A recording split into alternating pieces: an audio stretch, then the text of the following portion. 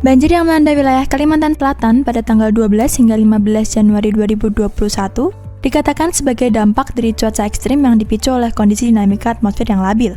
Hal itu disampaikan oleh Kepala Stasiun Meteorologi Syamsuddin Nur Banjarmasin, Badan Meteorologi, Klimatologi, dan Geofisika Karmana.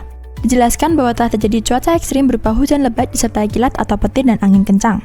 Cuaca ini berdampak pada bencana hidrometeorologi, yaitu banjir di sebagian besar wilayah Kabupaten Kota Banjarmasin, Banjarbaru, Banjar, Tanah Laut, Barito Kuala, Tapin, Hulu Sungai Selatan, Hulu Sungai Utara, Balangan, dan Tabalong.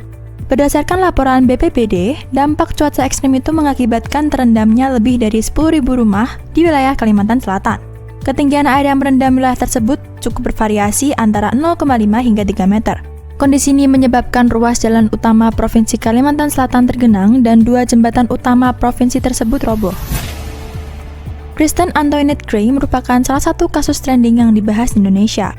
Kasus ini bermula ketika Bali menjadi trending di media sosial Twitter pada hari Minggu 17 Januari 2021 malam.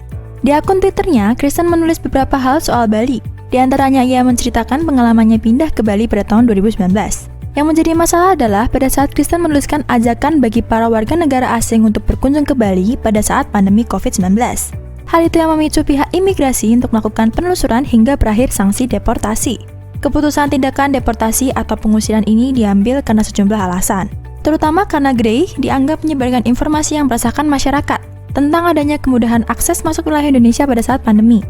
Cuitan Gray di Twitter yang mengajak warga negara asing untuk pindah ke Indonesia pada saat pandemi juga bertentangan dengan surat edaran Direktur Jenderal Imigrasi tentang pembatasan sementara masuknya orang asing ke wilayah Indonesia dalam masa pandemi COVID-19. Pemerintah resmi memutuskan untuk memperpanjang pemberlakuan pembatasan kegiatan masyarakat di wilayah Jawa Bali mulai 26 Januari hingga 8 Februari 2021. Sejumlah aktivitas masyarakat dibatasi demi mengurangi penyebaran virus COVID-19 di Indonesia. Salah satu yang dibatasi yakni sektor transportasi darat. Dituliskan dalam Surat Edaran Kementerian Perhubungan Nomor 1 Tahun 2021 tentang juklak transportasi darat, ada beberapa syarat bagi para pelaku perjalanan menggunakan kendaraan pribadi. Untuk perjalanan ke Pulau Bali, perjalanan dari dan ke Pulau Jawa, pelaku perjalanan wajib menunjukkan surat keterangan hasil negatif tes RT-PCR atau non-reaktif rapid test antigen yang diambil dalam kurun waktu maksimal 3 kali 24 jam sebelum keberangkatan. Selain itu, pada perjalanan ke Pulau Bali maupun Jawa, wajib mengisi Electronic Health Access Card Indonesia. Bagi yang berpergian selama masa PPKM Jawa Bali ini, akan dilakukan beberapa pengawasan dengan melakukan tes acak rapid test antigen di berbagai tempat seperti di jalan dan tempat istirahat rest area di jalan tol, terutama bagi kendaraan bermotor perorangan. Selera Hype of the Week.